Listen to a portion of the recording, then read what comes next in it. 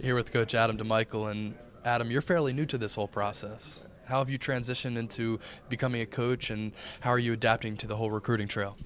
Well, it's been really fun. Obviously being a younger coach is kind of what you kind of build your reputation on. And obviously you see Elijah and Fran here next to me, and they're doing really well in recruiting.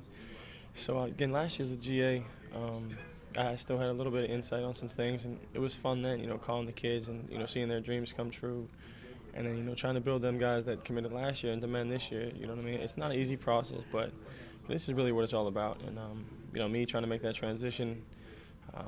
It's been fun, but again, it's obviously a lot of work. And again, we're just trying to make things happen, bring the best possible football players and students to Temple University. You played here, you had an illustrious career, you had a lot of success, you went on to play at the next level, and you're young, you can relate to these kids. How does that help you in luring these athletes to North Broad Street? Well, I would hopefully has some kind of effect on what their decision is at some point, or just to try to get them. See, our thing is we just need them to get to Philadelphia and just get to campus, and I think it sells itself. I can do so much. I can talk. I can tell them my background and where I come from, and all the pride I have in Temple being my alma mater.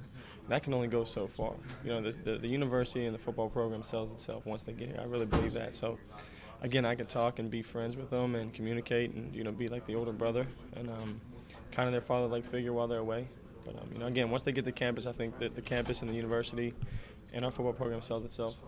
Now, as a quarterback, you got to throw to a lot of receivers. Now you're coaching wide receivers. Just talk about the crop that you're bringing in here, because there's a lot of dynamic playmakers that you guys brought in here at the wide receiver position, a lot of guys who can make plays, and also some guys who have some height on them, too.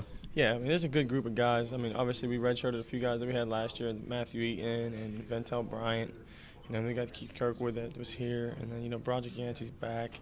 When we got Cottrell Simpson, who, if you watch his tape, you can tell how explosive he's going to be. And it's just a nice situation to have guys that, you bring in that are really competitive.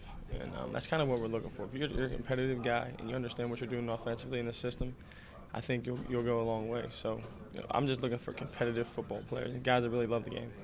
And a lot of the receivers that came in from the 2014 recruiting class, like you mentioned, sat out last year. What's one guy from last year's class that could come in here in 2015 and have a pretty good season? You would hope that, Broderick Yancey, who came along, again, there's probably 3 or 4 that I can name, but, if you talk about Broderick, who came along, we didn't redshirt him, didn't play much early on, but, when he finally got the chance to go in there, he made a bunch of catches. So I'm looking forward to seeing what he does and seeing how he progresses and grows up and kind of matures. See if he matures into a leader at that young age. But I'm looking for him to make some plays this year. And obviously, there's a couple other guys that we're going to ask a lot from. And again, it's a position where I think that we do have a lot of depth, but it's like who's going to step up and be the guy, who's going to step up and be the number 2, we don't know any of that yet. All right, thanks, Coach. You got it.